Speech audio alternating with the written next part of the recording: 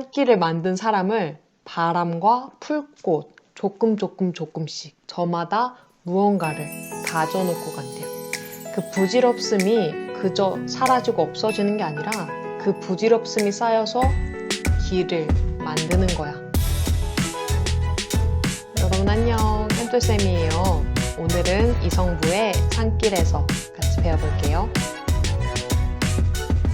이성부의 산길에서, 이 작품은 화자가 산에 오르면서 내가 지금 산에 오르고 있는 이 길은 이전에 누군가가 만들어 놓은 길이구나를 깨달으면서 나 역시도 주저앉아 있는 게 아니라 이렇게 길을 만드는 사람이 되어야겠구나 하는 의지를 담고 있는 작품입니다. 이 이성부라는 작가는 민중시인으로도 유명하죠. 봄, 벼와 같은 그러한 대표 작품들이 있어요. 특히 이 작품에서는 어조와 그리고 시어와 식구의 의미를 파악하는 데 중점을 두면서 같이 작품 살펴보면 좋을 것 같습니다. 먼저 제목을 살펴보면 산길에서예요. 어디에서 이러한 제목이 나오면 주로 어디에서 사색에 잠기는 추억을 회상하는 그런 내용들이 굉장히 많이 나옵니다. 그럼 여기서 산길에서 역시 마찬가지로 산길에서 사색에 잠기는 이야기가 나오겠죠. 그 사색을 통한 깨달음을 얻게 될 거예요. 그러면서 스스로를 성찰하게 되겠죠. 나 제대로 살아온 거 맞을까? 앞으로 이렇게 살아야 될까? 그럼 앞으로 어떻게 살아야 되지? 이러한 생각에 잠길 거예요. 이 산길, 앞에서 말했다시피 이 산길은 처음부터 존재하지는 않았을 거예요. 점차 조금씩 누군가가 산을 오르면서 조금씩 길이 만들어졌겠죠. 그러면 이 산길에서 작품을 읽어보면서 또 자세하게 어떠한 깨달음과 성찰을 하게 되는지 같이 알아보도록 할게요. 이 길을 만든 이들이 누구인지를 나는 안다. 나는 안다 라는 단정적인 어조가 쓰였어요.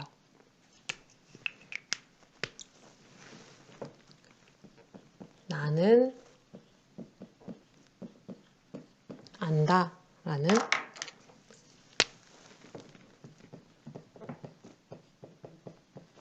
단정적 어조가 쓰였습니다.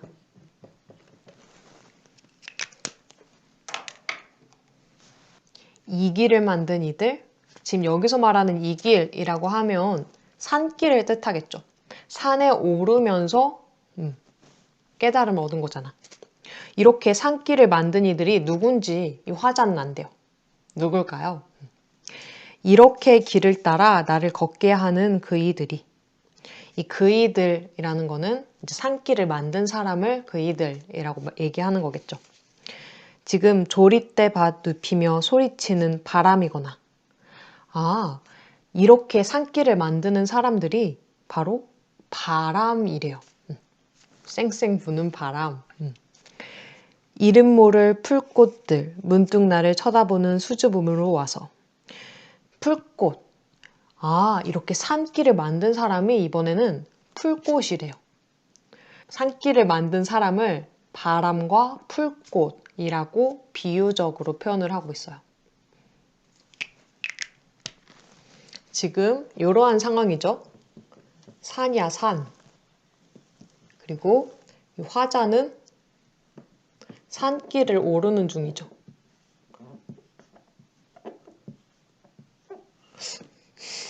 쫄라맨 같죠? 산길을 이렇게 오르는 중이에요. 산길. 근데 이 길을 만드는 사람이 누구인가 보니까 길을 만드는 사람들,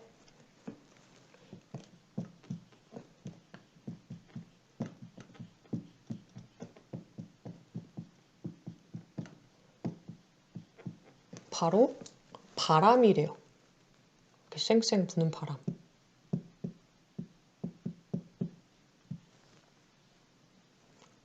바람 같나요? 약간 문어같이 그렸네? 바람. 파란색으로 칠하면 좀 괜찮아질까? 훨씬 바람 같아졌어. 바람. 길을 만든 사람들은 바람이거나 풀꽃이래요. 풀꽃.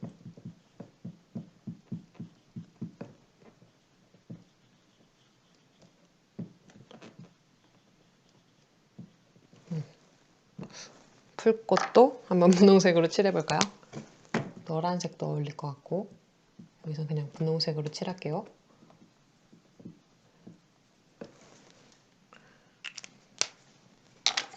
지금 길을 만드는 사람을 바람과 풀꽃으로 비유하고 있어요. 그쵸? 이렇게 풀꽃, 바람으로 비유하고 있다. 그쵸?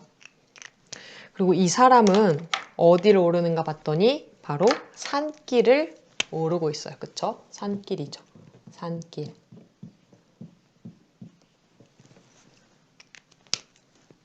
지금 이러한 상황이에요. 이 화자가 산길을 오르면서 이 길은 처음부터 있었던 길은 분명 아닐 텐데 그럼 어떻게 만들어졌을까? 누가 이러한 길을 만들었을까? 이렇게 생각을 하고 있는 거야. 그리고 깨달은 거죠. 알겠다. 누가 이 길을 만들었는지 알겠다. 바로 바람과 풀꽃이 이러한 길을 만든 거지 이런 생각을 하고 있어요. 이어서 좀 더 읽어볼게요. 내 가슴 벅차게 하는 까닭을 나는 안다. 지금 나는 안다 라는 게 반복되고 있죠. 앞에서도 나는 안다 라는 단정적인 어조를 썼어요. 여기서도 나는 안다 라는 게 한 번 더 나오죠. 지금 바람과 풀꽃이 이 화자를 벅차게 또 하고 있대요. 나는 안다 라는 게 한 번 더 나왔고 또 바람과 풀꽃이 화자를 벅차게 한대요. 근데 잘 생각해보면 바람과 풀꽃 쉽게 만날 수 있죠. 평범한 일상 속에서 마주할 수 있는 것들이에요. 다른 말로 하면 길을 만드는 사람들을 바람과 풀꽃으로 의인화했는데 그러면 이 바람과 풀꽃, 즉 길을 만드는 사람들은 막 대단한 위인들, 영웅이라기보다는 평범한 사람들이겠구나.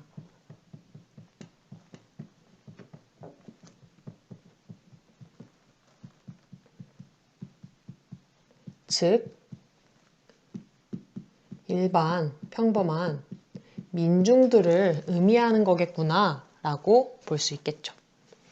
또 바람 같은 경우에는 어떻게 보면 범위가 넓죠. 그러니까 바람이 불면 풀꽃에 비해서 더 크게 영향을 주죠.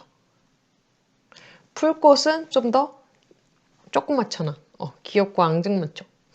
이렇게 좀 더 작은 영향을 주고 다른 말로 하면 이 길을 만드는 사람들, 평범한 사람들, 민중들이 주는 영향은 클 수도 있고 작을 수도 있고 크고 작은 그런 영향들을 조금씩 이렇게 주어왔고 그들의 그러한 영향들이 이런 길을 만들어 온 것이다 라는 의미로 바라볼 수 있겠죠. 그러기에 짐승처럼 그이들 옛 내음이라도 맞고 싶어 나는 자꾸 집을 떠나고 옛 내음이라는 후각적 이미지가 쓰이고 있어요. 이 옛 내음이라는 것은 이러한 살길들을 만드는 그런 사람들의 자취를 비하고 있는 거다라고 할 수 있겠죠. 나는 자꾸 집을 떠나고 그 해마다 서울을 버리는 일에 신명나지 않았더냐. 이 화자는 이 산길을 만든 사람들의 자취를 느끼고 싶어서 자꾸 서울 그리고 집을 벗어나서 이러한 산으로 향한대요. 또 뭐뭐 하지 않았더냐라는 서리법을 쓰고 있죠. 화자는 이렇게 자신의 서울, 집을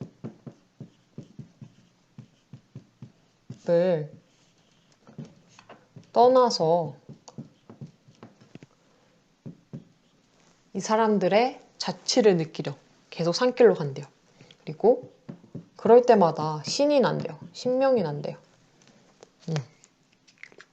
산에 오르는 걸 좋아하나 봐요. 색칠도 해볼까요?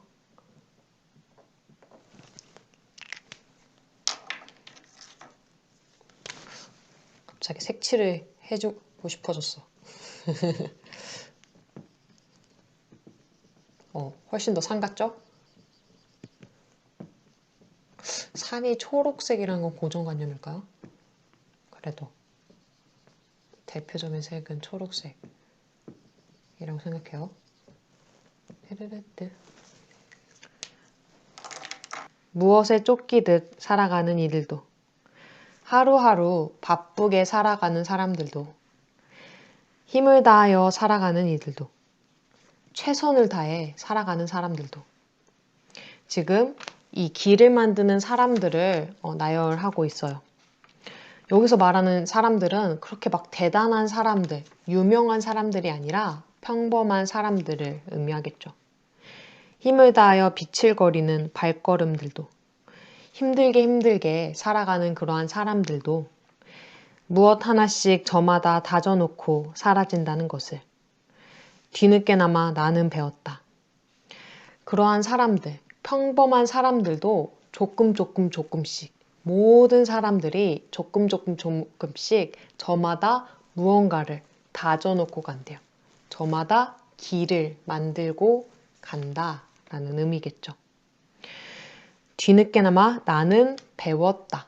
여기서도 마찬가지로 나는 배웠다라는 단정적인 어조가 나오죠.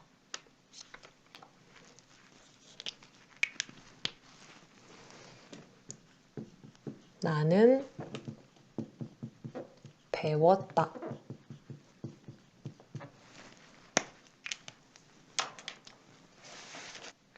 그것이 부질없는 되풀이라 하더라도, 여기서 말하는 부질없는 되풀이라는 것은 앞에서 살펴본 다져놓고 사라진다는 것을 의미하겠죠. 열심히 조금씩 다져놨다가 사라진대요. 사라지면 의미 없는 거 아니야? 부질없는 거 아니야? 하지만 그렇게 부질없는 되풀이라고 하더라도 그 부질없음 쌓여서 마침내 길을 만들고, 그 부질없음이 그저 사라지고 없어지는 게 아니라 그 부질없음이 쌓여서 길을 만드는 거야. 그러한 걸 깨달은 거죠. 하찮고 부질없어 보이는 작은 일도 쌓이고 모으면 새로운 길을 개척해낼 수 있는 그런 길이 되고 힘이 되는구나 를 깨달은 거예요. 길 따라 그이들을 따라 오르는 길. 일이 힘들고 어려워도 왜 내가 지금 주저앉아서는 안 되는지를 나는 안다. 길 따라 오르는 길. 여기서 이 길이라는 것은 이전에 평범한 사람들이 조금씩 다져놓은 길이겠죠. 즉, 그들이 살아온 그런 삶의 길, 인생의 길, 역사의 길이라고도 생각할 수 있을 거예요. 그 길을 따라 오르는 게 힘들고 어렵대요. 하지만 힘들고 어렵지만 나 역시도 이러한 길을 만드는 사람들처럼 새로운 길을 만드는데 도움이 돼야 되겠다. 나도 주저앉아 있는 게 아니라 나 역시도 마찬가지로 이 사람들처럼 새로운 길을, 새로운 삶의 길을, 인생의 길을 개척해 나가야겠다라는 의지적인 삶의 자세를 보여주고 있어요. 여기서 산길은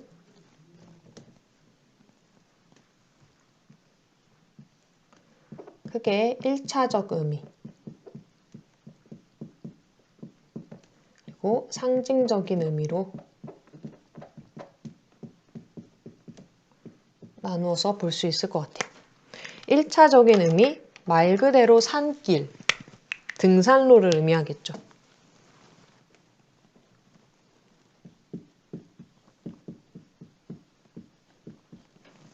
하지만 그 산길, 이 시 속에서 본 것처럼 그 산길이 담고 있는 상징적인 의미를 살펴본다면 우리의 역사, 인생, 삶의 길이에요.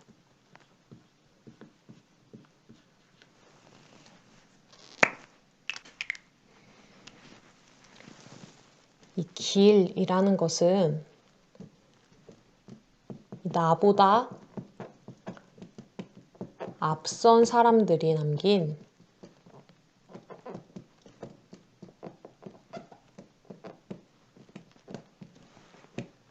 삶의 흔적들이겠죠.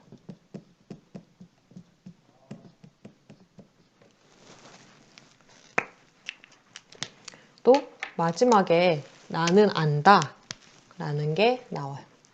그쵸? 지금 보면 나는 안다, 나는 안다, 나는 배웠다, 나는 안다 이렇게 다 단정적인 어조를 쓰고 있어요. 그쵸? 또 나는 안다, 나는 안다 이렇게 반복이 쓰이고 있어요.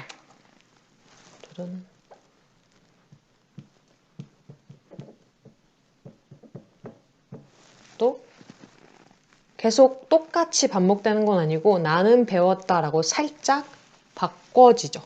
아, 약간의 달라지는 부분도 있다. 그러면 이러한 단정적인 어조 그리고 반복, 변조는 왜 쓰였을까? 그것의 효과는 무엇일까? 살펴보면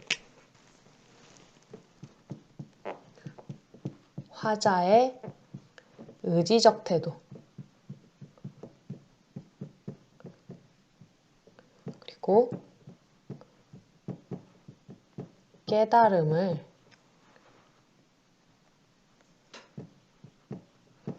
효과적으로 전달하기 위함이다.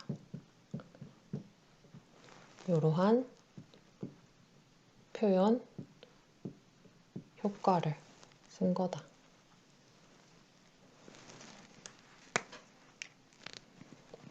단정적으로 얘기하니까 나도 이 평범한 사람들, 길을 만드는 사람들처럼 길을 만들고자 하고는 싶은데 막 이렇게 우물쭈물 하는 것보다 나는 안다, 나는 배웠다, 나는 이렇게 길을 만들어갈 거다 이렇게 단정적인 어조를 쓰는 게 더 화자의 깨달음, 의지적인 태도를 더 잘 드러낼 수 있는 거겠죠. 이성부의 산길에서 같이 배워봤습니다. 인생 무상이라는 말이 있죠. 다 허무하고 헛돼 보이고 다 보잘것 없어 보이지만 이 시에 나오는 산길처럼 수많은 사람들이 그 길을 조금씩 반복해서 걸어 나가다 보면 산길을 만드는 것처럼 우리 역시 마찬가지로 주저앉아만 있는 게 아니라 조금씩 그러한 길을 만들어 가는데 기여할 수 있는 그러한 길을 만들어가는 사람들이 되기를 소망합니다. 저마다의 가고자 하는 길이 있을 거예요. 그 길이 처음엔 고단하고 힘들고 어려워 보일지라도 우리 그 전에 사람들이 걸어왔던 것처럼 우리 역시 마찬가지로 차근차근히 걸어나갈 수 있는 그런 사람들이 되기를 소망합니다. 네, 여러분 오늘도 정말 수고 많으셨고요. 한컷 문학으로